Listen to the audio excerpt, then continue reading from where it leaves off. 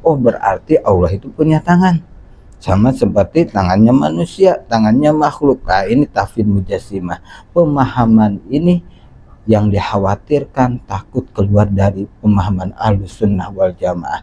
Bahkan Ibnu Katsir menjelaskan orang tersebut dikhawatirkan keluar dari agama Islam. Bismillahirrahmanirrahim. Assalamualaikum warahmatullahi wabarakatuh. Setelah kita kemarin membahas tentang nama-nama surat Al-Ikhlas, fadilah, keutamaan dari surat Al-Ikhlas yang sangat banyak, sekarang pada pertemuan ini kita akan membahas tentang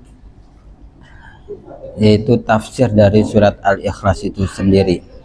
Di dalam kitab tafsir As-Sawi, dijelaskan bahwasanya ada orang Quraisy, kafir Quraisy, orang musyrik Quraisy dan para pendeta Yahudi atau Nasrani yang mengatakan atau bertanya kepada Rasulullah SAW. Mereka mengatakan, inna ilahatana salatumiatin wasittuna walam takbi hawa ijana. Tuhan kami, wahai Rasulullah SAW, itu sangat banyak, bahkan sampai 360 Tuhan. Walam takbi hawa ijana, dan tidak bisa memenuhi kebutuhan kami. Fakaifa biwahidin, kata orang Quraisy tersebut, kafir Quraisy dan para pendeta Yahudi, bagaimana dengan Tuhanmu yang hanya satu? Nah, dan juga wa ma sifatu rabbik, dan bagaimana sifat Tuhanmu? Hal huwa min nuhasin au min dahabin au zabarjad au kaifa huwa. Ya, au kaifa huwa, apakah dia itu dari besi atau dari emas seperti Tuhan-Tuhan kami. Lalu turunlah ayat yaitu qul huwallahu ahad, ya, sampai akhir. Ini adalah nuzul dari surat Al-Ikhlas, yaitu ada orang kafir Quraisy dan atau para pendeta Yahudi dan Nasrani yang bertanya seperti itu. Qul huwallahu ahad, katakanlah Allah itu esa. Sudah kita bahas kemarin bahwasanya esa itu bisa esa sifatnya, esa zatnya, esa perbuatannya. Ya. Dalam masalah esa zatnya, esa perbuatannya, ini di dalam Al-Qur'an dijelaskan. Yadullahi fawqa aydihim. Ada ayat seperti itu. Ya, ulama Ahlussunnah wal Jamaah ini terbagi dua. Ada yang mengatakan tafwid, yang memasrahkan maknanya langsung ke Allah Subhanahu wa taala, berarti tidak mengartikan lafaz tersebut.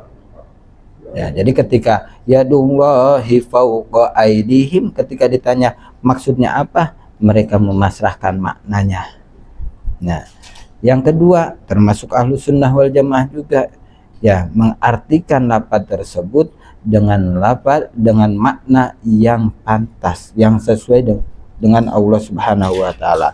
Dimaknain apa? Yadullahi fawqa aydihim, yaitu kekuasaan Allah berada di atas kekuasaan mereka. Nah, jangan sampai kita punya pemahaman tafwidnya tafwid yang mujassimah. Maksudnya apa? Maksudnya ya memasrahkan tetapi diartikan sebagaimana sifat manusia. Nah, ini tafwid mujassimah, tafwid jismiyah. Ya, maksudnya apa? Ketika lafaz yadullahi fawqa aydihim dimaknai tangan Allah berada di atas tangan mereka. Ya, ini menunjukkan oh berarti Allah itu punya tangan, sama seperti tangannya manusia, tangannya makhluk. Nah, ini tafwid mujassimah. Pemahaman ini yang dikhawatirkan takut keluar dari pemahaman Ahlussunnah wal Jamaah. Bahkan Ibnu Katsir menjelaskan orang tersebut dikhawatirkan keluar dari agama Islam. Karena kenapa? Karena Allah itu esa, ya, tidak sama dengan makhluknya. Ya, Allahus Samad, Allah adalah zat yang kita tuju dalam memenuhi kebutuhan kita. Hanya di dalam tafsirnya As-Samad ayil maksud fil hawaiji ala dawam, yaitu yang dituju dalam masalah kebutuhan semuanya. Ya, sudah pernah kita bahas bahwasanya kita harus sadar dalam mengarungi kehidupan, dalam melakukan ibadah, dalam melakukan kegiatan harus tahu tentang 4 hal. Yang pertama yang pertama yaitu minallah, segala sesuatu itu dari Allah Subhanahu wa taala. Yang kedua lillahi, harus karena Allah, ikhlas semata-mata karena Allah. Yang ketiga fillahi, harus sesuai dengan apa yang dimau oleh Allah dan Rasulnya.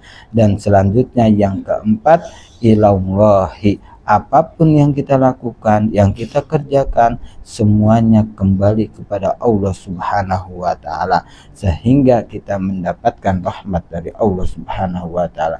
Karena kenapa? Karena ibadah kita ini adalah hanya sebagai penanda, ya, penanda bahwasanya insya Allah orang itu akan mendapatkan rahmat dari Allah. Kalau orang tersebut akan mendapatkan rahmat dari Allah, dia akan dimasukkan oleh Allah Subhanahu wa taala ke dalam surganya, kuburannya juga dijadikan raudhah min riyadil jinan. Nah, jadi kita masuk ke dalam surga, kita mendapatkan kenikmatan di alam barzakh, itu semuanya birahmatillah, dengan rahmat Allah Subhanahu wa taala, sebagaimana di dalam kitab Aqidatul Awam dijelaskan, wa jaizun bi fadlihi wa adlihi tarkul likulli mumkinin ka fi'lihi. Yang selanjutnya sifat Allah, yang selanjutnya Allah Subhanahu wa taala itu lam yalid wa lam yulad, Allah tidak melahirkan dan juga tidak dilahirkan. Karena kenapa? Allah itu punya sifat idam, Allah itu la awwalalahu, dan punya sifat baqo, yaitu tidak la akhiralahu, tidak ada akhirnya. Jangan sampai kita punya pemahaman seperti orang musyrik Arab. Nah, orang musyrik Arab bagaimana? Mereka mengatakan al malaikatu banatullah, malaikat itu anak perempuannya Allah. Ya, dan orang Yahudi juga mengatakan, orang Yahudi, kafir Yahudi mengatakan, mereka mengatakan Uzairun ibnullah, Nabi Uzair. Jadi ada nabi yang bernama Uzair, mereka mengatakan itu adalah anak Allah. Nah, terus ada lagi orang Nasrani mengatakan Al-Masihu ibnullah, Nabi Isa itu adalah anaknya Allah Subhanahu wa taala. Ini pemahaman yang dibantah oleh surat Al-Ikhlas, lam yalid wa lam yulad, Allah tidak melahirkan dan juga tidak dilahirkan. Selanjutnya walam yakul lahu kufuwan ahad, dan tidak ada yang setara, semisal, yang sekufu dengan Allah Subhanahu wa taala apapun itu. Ya, ini menjelaskan bahwasanya Allah adalah zat yang sempurna. Karena Allah zat yang sempurna, makanya ada sifat wajib, sifat mustahil, dan sifat jaiz. Karena kenapa? Akal kita tidak menerima kalau saja Allah Subhanahu wa taala ada salah satu sifat yang wajib yang tidak ada di Allah Subhanahu wa taala. Contohnya, Allah tidak punya sifat kudrat. Akal kita tidak akan menerima. Karena kenapa? Allah itu kudratnya minta ampun. Allah itu kuasanya luar biasa.